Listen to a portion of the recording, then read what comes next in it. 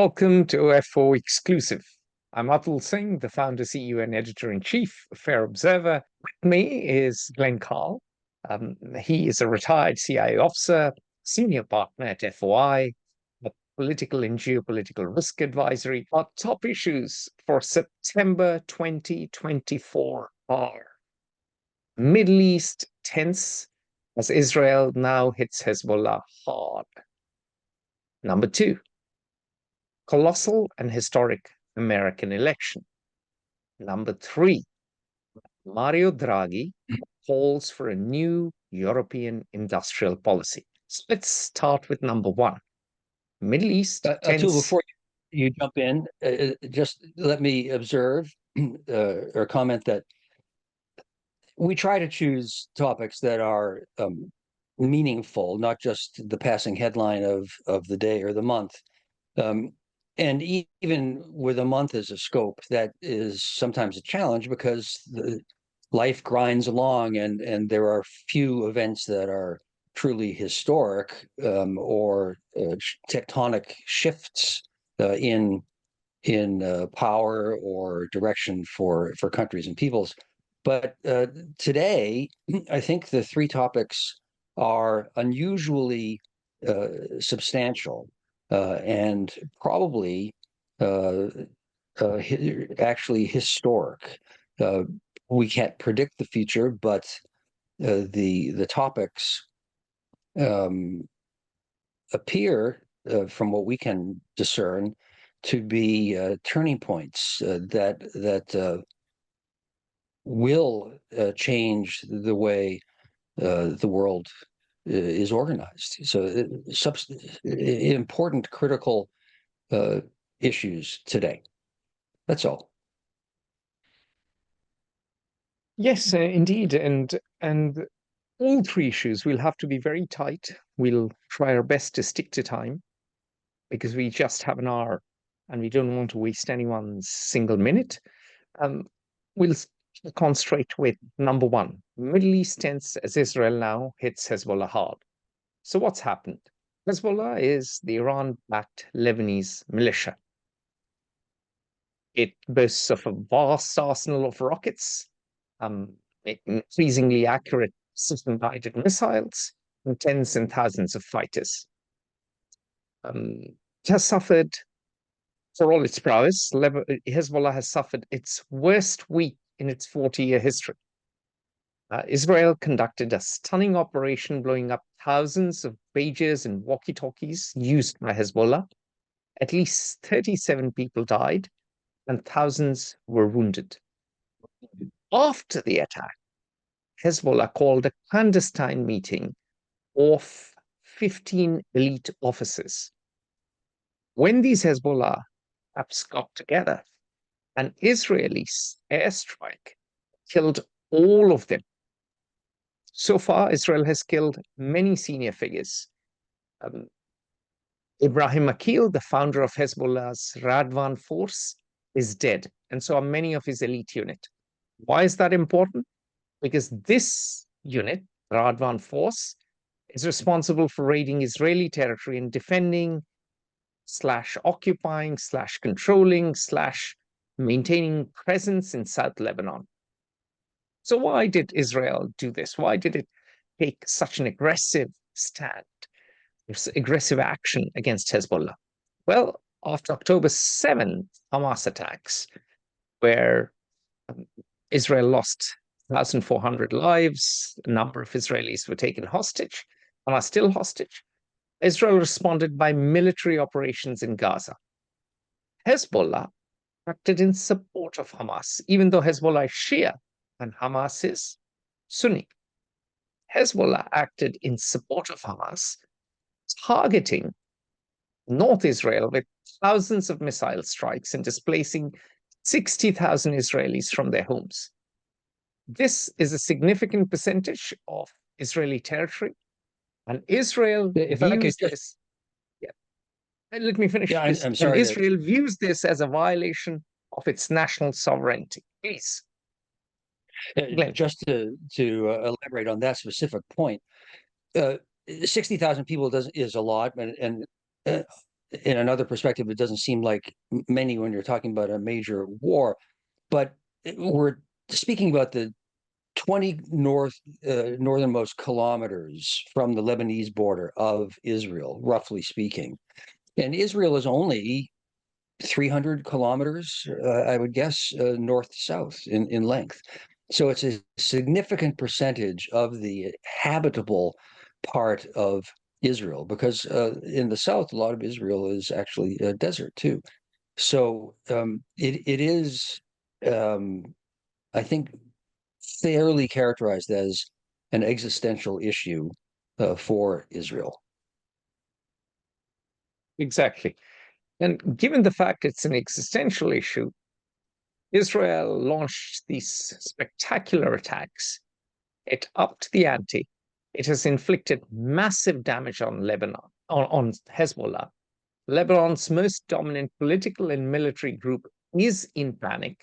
Its command and control structures stand weakened, and Hezbollah's very credibility is now under threat. So the choice for Hassan Nasrallah is suck it up and live to fight another day, versus hit back to retain Hezbollah's street threat. Glenn, you've been surprised by the ferocity, accuracy, and the sophistication of Israeli actions.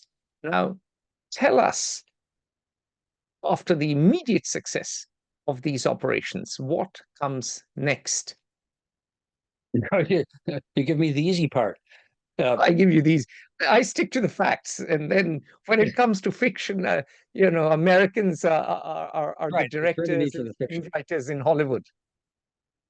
Yes, well, Israel's airstrikes in the past 4 days have been, I believe, the largest aviation military operation since 1982 in the world, if not since the Yom Kippur War in 1973.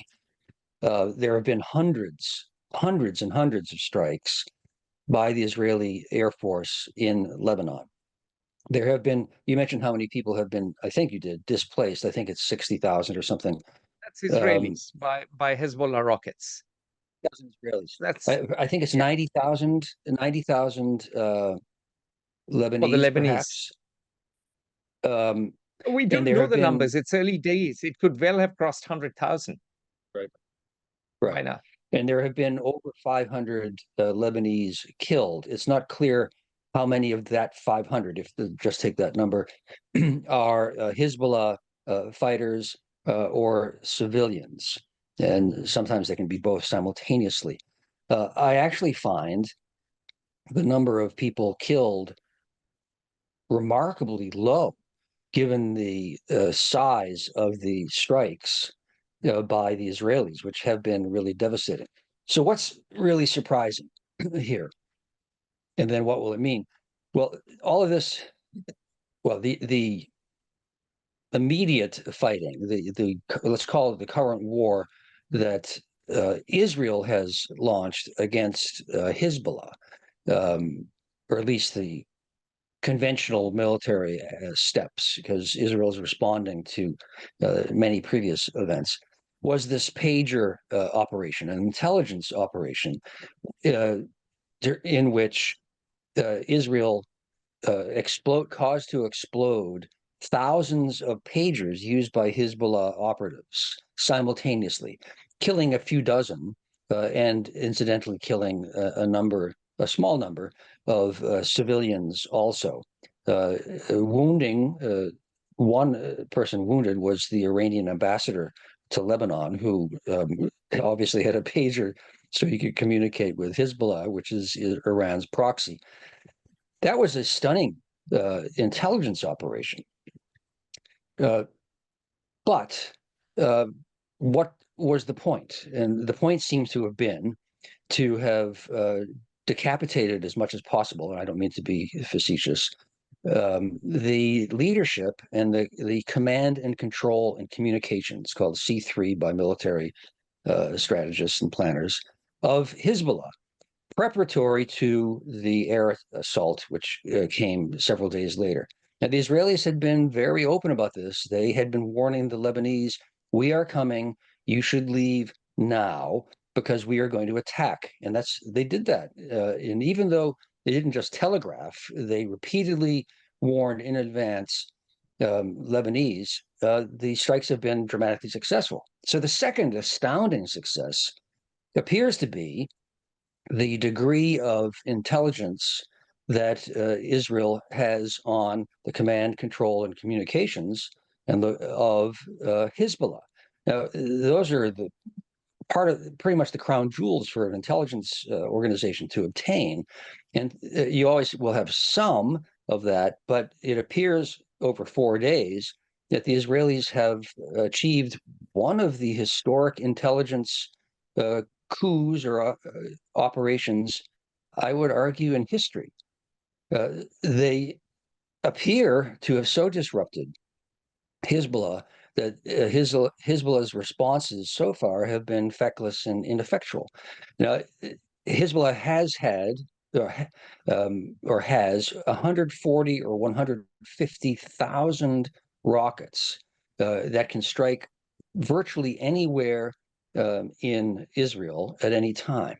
And since Israel launched this pager assault, Hezbollah has tried to respond and has launched many, many rockets, but almost literally none of them have reached their targets. The Israeli Iron Dome intelligence and technical capabilities have so far been nearly flawless.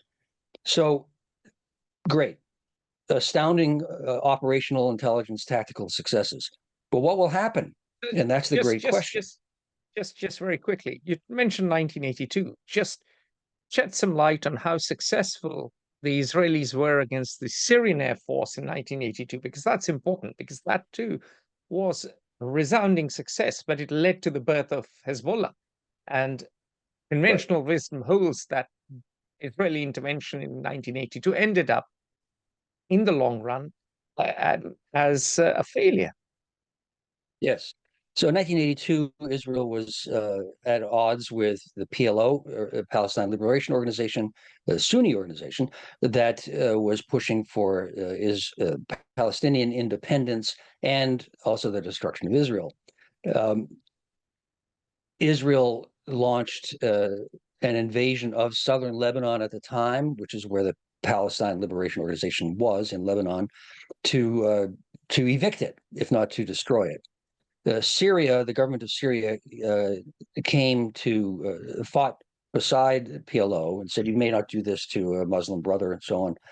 And so there was a conventional air war. And in one day, the Israeli Air Force flying American planes shot down 82 Syrian Soviet fighter jets, Soviet produced fighter jets, 82 to 0. Very quickly, this was the time of the Cold War. This was the time when Syria was run by Hafez al-Assad. Hafez al-Assad was socialist, very much in the Soviet camp. Palestinian Liberation Organization, headed by Yasser Arafat, also claimed to be socialist. So there was the ideological and Cold War element in that war at that time as well. Over to you, Glenn. Right, and the Syrians, like many other countries that had been colonies, identified, were happy to take aid from the Soviets, who presented themselves and were perceived as the great anti-colonial, anti-capitalist power, and the West was, neo-colonial and so on. In any event, so 2 points from that which are relevant to today. It was an utter annihilation of the Syrian Air Force and total victory, literally total victory by the Israeli Air Force. Brilliant intelligence, tactical, and technical superiority. For 4 days so far in this operation now we're talking about, it appears to be the same kind of Israeli domination. However, the consequences, as Atul mentioned in 1982, were the creation, the birth of Hezbollah and the destruction, progressive destruction of the moderate secular balance in Lebanon, so that Lebanon became a dysfunctional state dominated by Hezbollah, which itself is a proxy for Iran, none of which was strategically good at all for Israel. So they sort of killed one devil and created a larger one in result. So what will happen now? I find it actually hard to imagine that any intelligence or military operation can be so successful that it will eliminate the idea of Shia solidarity and hostility towards Israel, so long as there's not a two-state solution at the least. But so far, the operation has been a matchless or unsurpassed success at the tactical level for Israel. So this is quoting a friend who was in MI6, who said that, look, Israeli Prime Minister Benjamin Bibi Netanyahu's strategy has been to dominate through overwhelming strength. And Bibi believes that facts on the ground speak for themselves. And whilst a lot of conventional wisdom parrots about this two-state solution, the reality is, unlike 1967, the Arab states have abandoned Palestine. In fact, rumor has it that Saudi Arabia's Crown Prince Mohammed bin Salman is protected by Israelis. Maybe they are not IDF people, maybe they are not Israeli Defense Intelligence, but they are certainly ex-operatives for sure. And so, for a lot of Gulf Arab states, Israel is the insurance against Iran. And therefore, no one really cares about Gaza, or for that matter, about West Bank, where there are operations, have been operations, as they once did.